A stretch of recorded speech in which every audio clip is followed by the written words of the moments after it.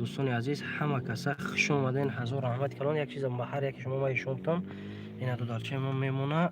همه چیز التماس حقیقت داره یا نه؟ همه کسا بدرین اول اینا دوستان عزیز یا لایکی بزنین. همه کسا لایکی بزنین، بعد همه چیز خوب بفهمیم حقیقت داره یا نه دوستان عزیز. که دیروز در فرخور یک نوار ثبت کردیم. یک نواری نه مادر، نگاه کنید دوستان عزیز، این مادر در کانال ما هسته. بدرین التماس بهترین چیز می شود دستگیری کنین. اینا ویدیو ساعت 8:00 همین روز میبرویا. ساعت 8:00 بگه با وقت مسکو 18:00 شود، با وقت تاجیکستان 20:00 نگاه کنین که چی گپ شید. در 6 ماه زندگیش زنک مایوبا شوهرش 10 مرتبه طلاق کرده دوستان عزیز. در 6 ماه زندگیش زنک مایوبا شوهرش 10 طلاق کرده. دوستان عزیز ما نوار دین کردم، وجدانم عذاب داد. همین روز نوار پارتفم نوار در افیر پراموی موندگی. همه کسب دارین التماس لایک مونین. بگه ساعت 8:00 با وقت تاجیکستان، با وقت روسیه ساعت 20:00، با وقت تاجیکستان ساعت 20:00، با وقت مسکو ساعت 18:00 میبره. التماس نوار بدرین بینین. ای دیزاین میفهمه که مادر فرزندش مردگی بوده، دخترش دوماش هم قطعی زندگی میکنه. یک زندگی که را بینین افیر ده پراموی موندگی بدرین در کانال ما التماس هست. همه کسا بینین دستگیری کنین دوستان عزیز. بگه میبرویا. ای همه شما احترام را خواهش میکنم یا لایکی را دریغ نداریم بزنید. ساعت 8:00 اینمی روزی نه ساعت چنده؟ ساعت 5:35 6 2 3 ساعت پس دیگه 2 3 ساعت پس دیگه ویدیو میبرویا دوستان عزیز. همین ویدیو را ساعت 8 تاجیکستان سر بته میشه دوستان عزیز. همه روزین ای رایون فرخور، ای پیش دومو کوچه وای واسش گفتن چی گفتن اینجا بخدو به حد وضعیتش بزه که میگه من 6 ماه مرا طلاق داد، بعد به در خونه رو آورد با طلاق داد. تلفن تا بگی بیار طلاق داد. میگه ما برای زندگیم، برای که در خونه دسین ولید بود، میگه نتونستم اومده، نتونستم. میگه بعد یک روز خونه مهمونه اومد، میگه در خونه اومد گفت طلاقت کردم. میگه با همه دیگه میگه اومدم نه بردنم نه سراغ کردم نه هیچی. نه خوز میبینیم چند نفر دستگیری کرده. کچھ قدر لایک مونده دوستان عزیز. انشالله بگه رسو ساعت 20:00 ویدیو خوی میشه و هر یک کدوم شما آگاه میشین میبینین دوستان عزیز که همه چیز حقیقت داره یا نه. کسی که در ناحیه فرخور باشه ببرین ای نزدیک شناسین. هم زنک شیر میفروخته، خیلی بسیار نفرا شاید بشناسن بدونن دوستان عزیز. التماس همین ساعت 8:00 مونم برای هر یک شما قلایه. 8:00 ما ساعت 6:00 مسکو میشه. روزی هم ساعت 8:00 ویدیو شو دوستان عزیز. که التماس چند کس روزی هم ساعت 8:00 هوی شما ما انیق تحقیق کنم که ویدیو پاسدن ورمیا او پراسموتر نگرفته سه. با هم خاطر باید یک چیز خوب کردن در کار که همه شما اسپیت کنید تماشا کنین. با خاطر شما برادرها که بینه که وضعیت هم مادر چه خیلی میگه که نه فرزندم در 18 سالگیش مردن. ما میگه خداوند مرا چه خیلی مادر کرده که فرزندای من چه خیلی عذاب دادن. میگه ما ای خیلی مادر بودنم ده. میگه نه بدنم خوبه نمیدونم. میگه چیکار کنم که سه اندی و خونه میگه دومادم اومدگی. میگه خونه را با آدمای ساز دادگی نه دختر من دقیقه دیره های ای با دهن وسن دوستان عزیز. التماس ای همه شما احترام خواهش میکنم ویدیو در پراموی موندگی بدرایم بینین دستگیری کنین. اینا ویدیو اینمی مادر اینا 208 نفر بدرن یا لایک مونن. ساعت 8 هوی شو ویدیو همه بینا همه درد دلی مادر بینه که ای چی سو بخیل مادر جون ما. ای همه شما احترام میکنم. ساعت 8:00 سوزای معقولای هوز اگر نمیدونم یک چیزا به هر یک شما پیشنهاد میکنم بگی نشید.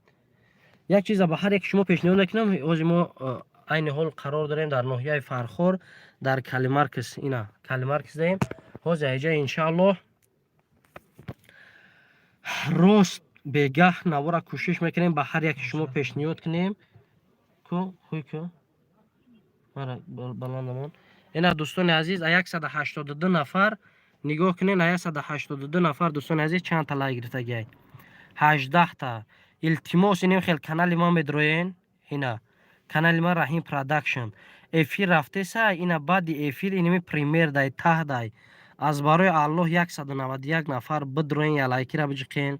اینمی خیلی بدرو 18 لایک های نخواه 197 نفر همین قدر همین را لایک جقیدن نتونه دوستان عزیز دستگیری کردن نتونه که همین مادر موای جان و جگر ما دوستان عزیز ما چه خیلی انسانیم همه کسب دارین التماس در خاک پاتون صدقه زور آمده هم مادر التماس که من بینم چند کس در آمد دستگیری کرد حاضی مادر با به هر یکی شما گم میزنم با خدا وضعیتش سلیش کن بیزه باید دل جگرت میسوزه 41 تا همه کسب دارین نگاه کنین دوستان عزیز کسی که در اومد اینم خیلی ویدیو اینم میره ایتون نبروره اینا ویدیو میداره کانال ما در اومد جقیدی بعد همین کنوپکا ناپومینات دیدی انا میره بجق انا خیلی شوا اینا ناپومینات وکلوچید اینم خیلی اینا بجقش ناپومینات وکلوچید شوا لایک اینم خیلی اینا لایک بزا 51 تا لایک گرفت دوستان عزیز کو میبینیم چند کس میداره لایک رو زیاد میکنیم در همونجا با وصالش میکردیم که تو شیرفروشی خیلی خونه تا این دیوالت دختری تر سر دادگی یگون کس نگاه بی نمیکنه مادر میگه با یک دومو هم که نصیب ماشید میگه یک روز در خونه او 10 روزگه در خونه ما میگه دلم با همین میسوزه میگه دومو در خونه خشتومان زندگی میکنه که 100 آفرین هم مردک ما قطعش گپ زدم گفتم 100 ها آفرینش که چقدر دل گرده بقوا دوشه که در اوجا میسوده دوستان عزیز به خدا قسم 100 ها آفرینش